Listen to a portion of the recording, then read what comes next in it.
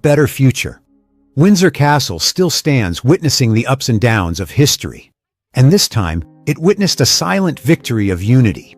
If you were Catherine after discovering the suspicious signs related to Camilla's advisors, would you continue quietly investigating or directly confront the Queen? Share your thoughts with us in the comments section. Remember to like, share, and subscribe for more. Also, click the next video showing on your screen. You will enjoy. National Cancer Patient Support Fund. This was not just an ordinary charity project. It was her personal commitment to millions fighting the terrible disease. "I have walked through hell, and I don't want anyone to face that darkness alone," Catherine once said to her close team in the first meeting, her voice emotional at fleeting glory. She wanted to turn her return into something more meaningful. Drawing from her cancer journey still fresh in her memory, Catherine decided to establish the yet resolute. The project quickly gained strong support. The public donated enthusiastically through online campaigns. Many large corporations pledged millions of pounds in sponsorship.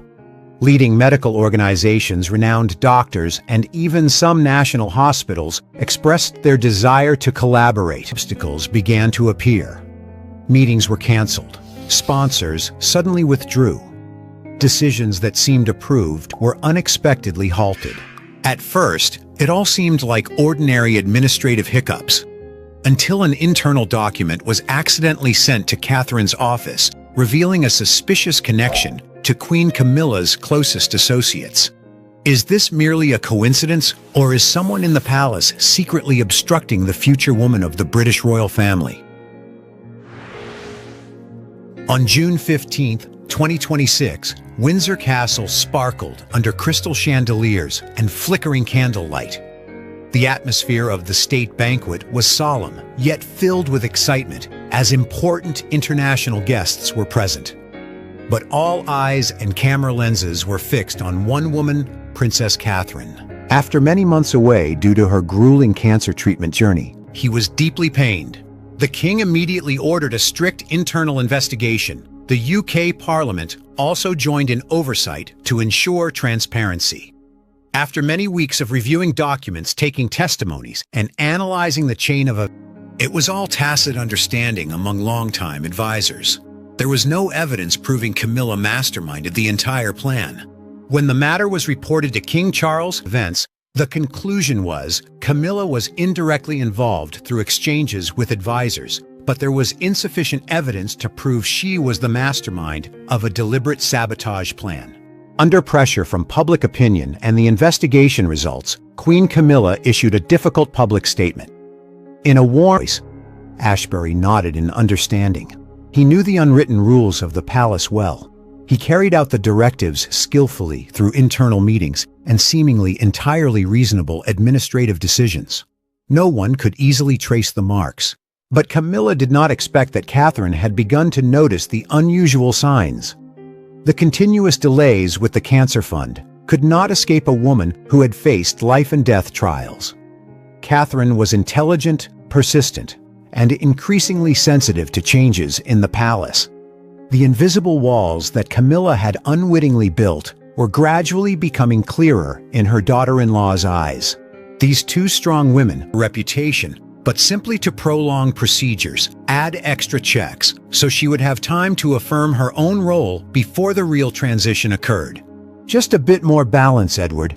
We cannot let everything change suddenly," she said in a weary but determined voice. Procedures. Then, two major sponsors corporations that had promised strongly unexpectedly withdrew just weeks before the announcement. The reasons they gave sounded plausible. Funding. She felt truly happy for the first time after her illness. She felt she was doing something truly significant. However, as the official announcement day approached, strange obstacles began to emerge. First was the budget issue. A key funding portion was suddenly under review with the reason of needing additional audit procedures. Catherine spent hours each day perfecting the plan, meeting experts, listening to patients' stories, and designing specific support programs from psychological counseling to treat. Camilla's own activities seemed less mentioned. "I waited too long to reach this position," She confided to Lord Edward Ashbury, her most loyal and closest advisor, during a quiet afternoon. "I don't want everything to pass too quickly." The thirst for power combined with deep-seated insecurity from the past led Camilla to make a difficult decision. She quietly instructed her advisors to slow down some of Catherine's major projects, not to cancel them entirely, not to damage her phase, a temporary bridge before Catherine officially ascended as queen. That fear grew as she noticed Catherine's influence spreading strongly. Every visit, every charitable project of hers received enormous attention. Meanwhile, now I want to be with them more. And indeed, the change happened quickly. Just days after the Windsor night, the royal office assigned Catherine many important new responsibilities. Overseas visits were scheduled, and major charitable projects were placed directly under her leadership. Catherine embraced it all with a high sense of duty. She stayed up late drafting plans, meeting experts, and always made time for her family. William was by her side, and the children brought joy and motivation every day. But not everyone was pleased with this rise. In the palace corridors, whispered conversations began to emerge. The balance that had existed this morning, newspapers, social media, and television channels everywhere, featured images of Catherine. Catherine received thousands of congratulatory messages from the public.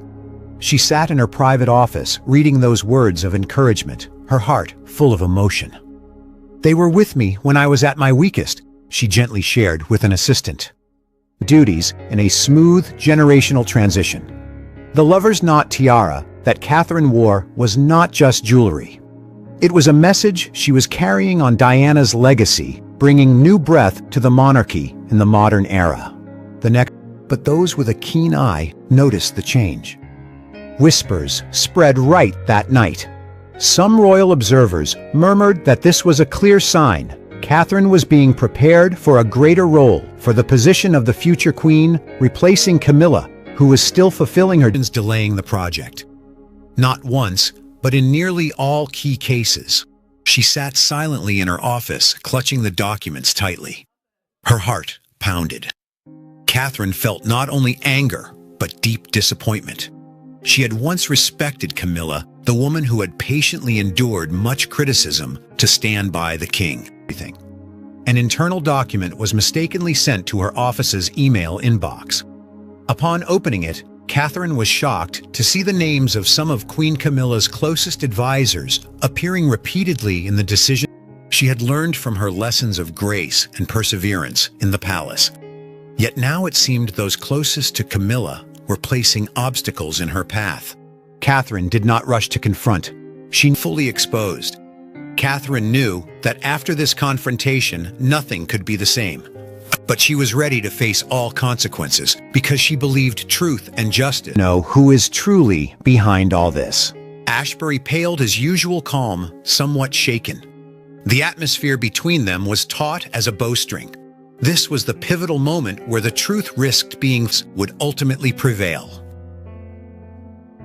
The secret confrontation between Princess Catherine and Lord Edward Ashbury took place in an atmosphere tense enough to suffocate. Ashbury initially uncovered the full truth. After the tense private meeting with Catherine Queen, Camilla realized the situation was more serious than she had thought. Her daughter-in-law's suspicions were no longer vague conjectures. They were increasingly pointing directly at her and her close group of advisors. Fearing a public scandal that could severely damage the royal family's image, which she had spent years building, Camilla decided to act quickly. The very next morning at Clarence House, she summoned Lord Edward Ashbury into her private room. Her voice was low but decisive. "Edward, we need to review all files related to recent meetings. Retrieve any documents that could be misinterpreted. I do not want this matter twisted into one late afternoon, her voice lowering with worry. Someone is trying to slow everything down." Determined to uncover the truth, Catherine began reviewing all the files herself. Then, an accidental error changed everything. Became packed other times due to internal system technical issues. Catherine began to sense the abnormality. She was not a suspicious person, but these obstacles made her anxious. "This is not random," she said to her close assistant. Plausible business strategy changes, cuts to charitable spending. But to Catherine, everything was too coincidental. Important meetings were repeatedly postponed, sometimes because certain officials' schedules suddenly. Daughter-in-law.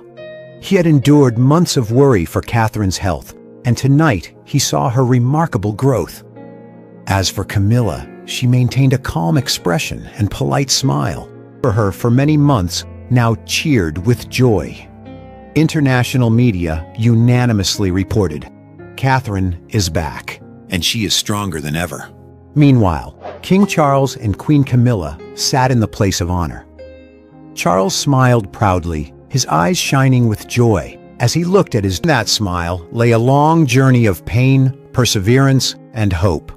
She had battled illness, stayed by her family, and watched her children grow while their mother was absent for treatment. Now she returned not only as the Princess of Wales, but as a symbol of fierce vitality. The public, who had prayed for who accidentally sent the file last time. "I fear I will become the scapegoat if the investigation continues."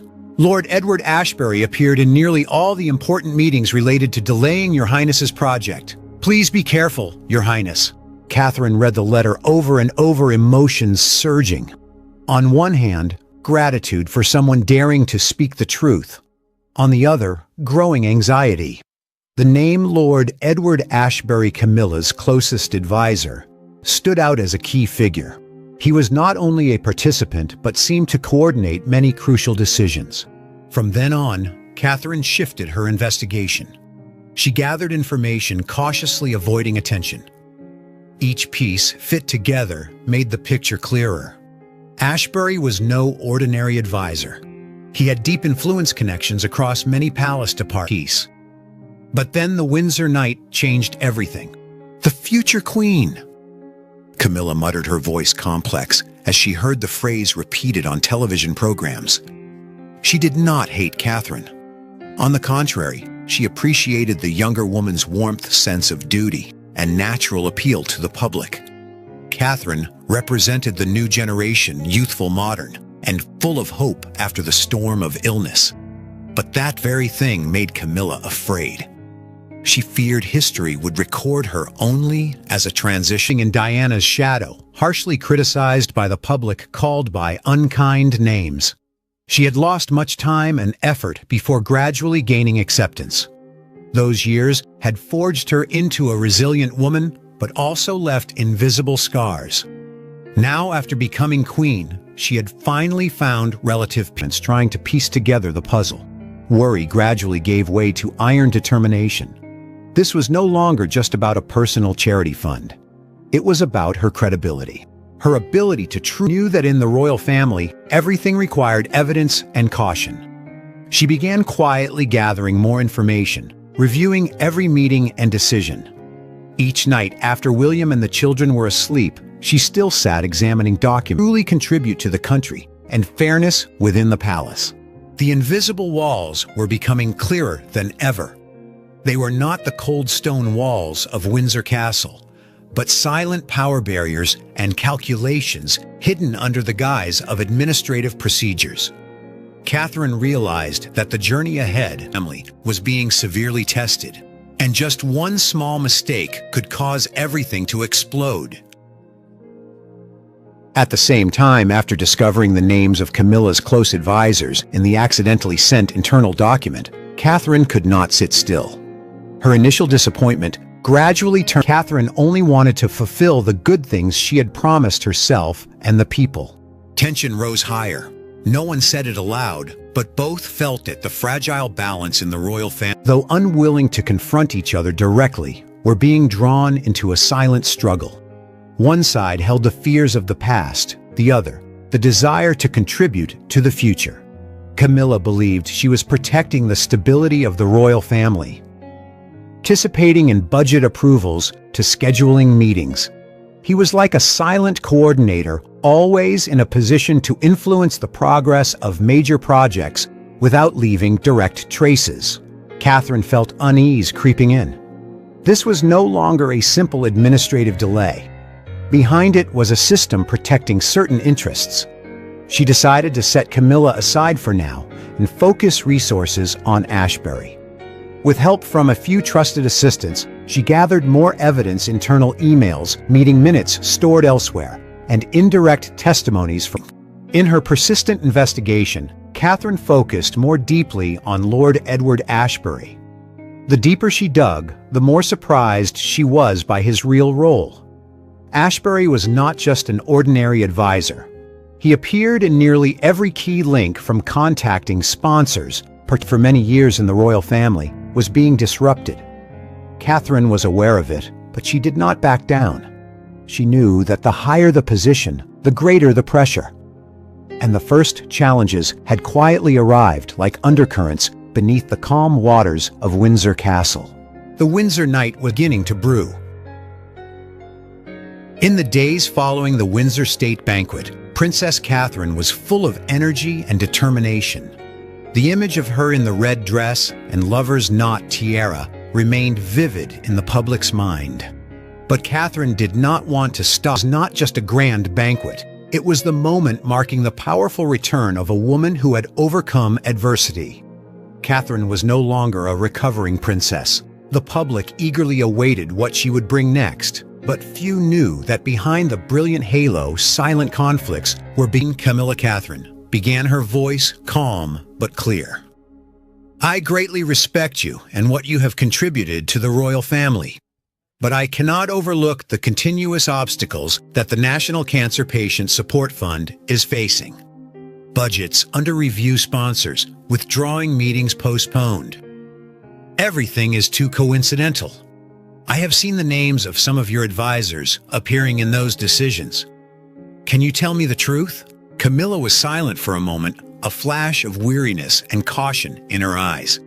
She looked straight into Catherine's eyes, her voice steady. Catherine, I understand your concern, but everything is just ordinary administrative procedures. Our royal family has many layers of checks, especially for large after adversity. In reality, everything had begun many months before the Windsor night, when images of Catherine increasingly dominated the media and public affection. In her private room at Clarence House, Queen Camilla sat alone before the screen, scrolling through numerous articles and videos about her daughter-in-law. Her gaze lingered on the photo of a radiant Catherine at the state banquet. She sighed, a familiar anxiety rising in her heart. Camilla clearly remembered her own dark period. Decades living would be much harder than she had imagined. But she had no intention of retreating. For the public had placed their trust in her, for the cancer patients awaiting support, and for herself, the one who had learned to rise. Tried to maintain composure, but faced with Catherine's specific evidence, he finally had to admit, yes, I was behind the delay of some steps in the National Cancer Patient Support Fund. Ashbury said, his voice low. The princess is being elevated too quickly. After the Windsor night, all eyes turned to the princess, while Queen Camilla is increasingly overshadowed. I acted to protect the balance so the transition would not happen abruptly and harm the overall image of the royal family. Catherine looked straight into his eyes, her voice firm yet emotional. Did you act for the royal family, or out of personal fear? I do not want to compete for power with anyone. I only want to help those suffering from the same disease I once endured.